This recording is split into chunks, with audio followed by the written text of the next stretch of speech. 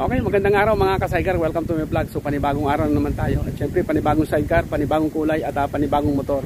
Pero bagong lahat, shoutout ko muna si Ma'am Belma ng Phase 7 dito sa Mabuhay. So yun, sa kanya tong sidecar na to. So yun, umpisa natin itong ipakita. Ito na ating bagong gawang sidecar na nakabit ay isang Suzuki. Okay mga ka-sidecar, mabilisan lang tayo mag-vlog ngayon. At maya maya kukunin na ito ng may-ari. At ay excited na itong makuha itong kanyang bagong sidecar na nakakabit ay isang Suzuki Smash na 110.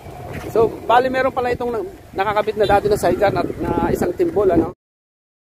Yun nga lang, yung timbol na yun, nahirapan na yung may-ari na sa pag-drive dahil mabigat daw talaga yung sidecar na yun. Di katulad dito sa atin, kasi marami na siya nakitang sidecar na gawa ko na nakita niya na kahit mga babae nagdadrive ay hindi nahihirapan dahil nga sa magaan nga lang itong ating sidecar. So yun, yung timbol na yun ay binenta na lang sa magbubuti. Bali 1,000 lang yata yung halaga noon, yung sidecar na yun. Pero okay pa naman sana yun, kaya lang ayaw lang ng Ma'am Belma na dahil nahirapan na siya mag-drive. Ito na yung bagong sidecar, kaya bago natin ibigay sa kanya, i-vlog muna naman natin, ano. So, yun, ito nga pala yung dati palang itong glass frame pala, galing na to sa kanyang timbol na sidecar, ano. Ganun din tong crash guard.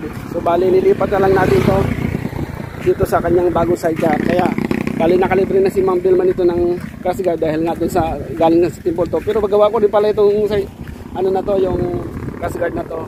Itong ano naman to, dati na nakakabit doon sa kanyang timbol, kaya pinalipat na natin, kaya nakatipid si Ma'am dito sa glass frame na ito, no. So yun, hanggang dito na tayo mga ka-sidecar dahil natin ibigay sa kanya, i-vlog muna natin para maipakita natin sa ating mga manonood, no? Lalo sa ating mga gusto magpagawa.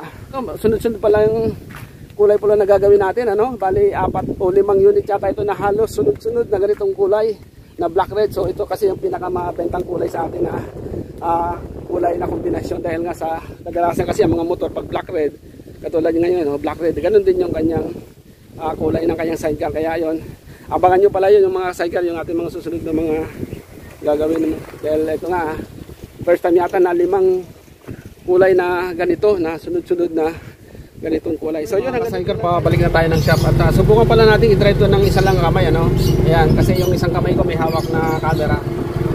So yan, try natin kasi sabi ni Ma'am Belma, nahirapan daw siya mag-drive ng una niyang sidecar ng Suzuki Smash na to.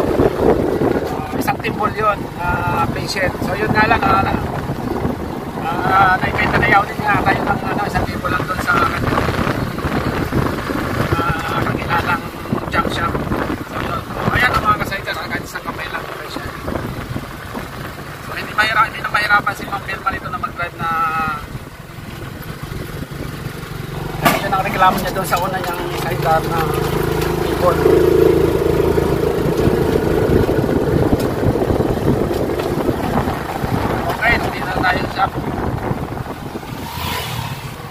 Oo nga pala, ipakita ko sa inyo yung kanyang yung dating sidecar dito na timbol, steel timbol. Yun nga lang na, ayan o, mayroon kasi ako ditong sidecar din, ayan o, ganyan na ganyan o, na timbol, main shift.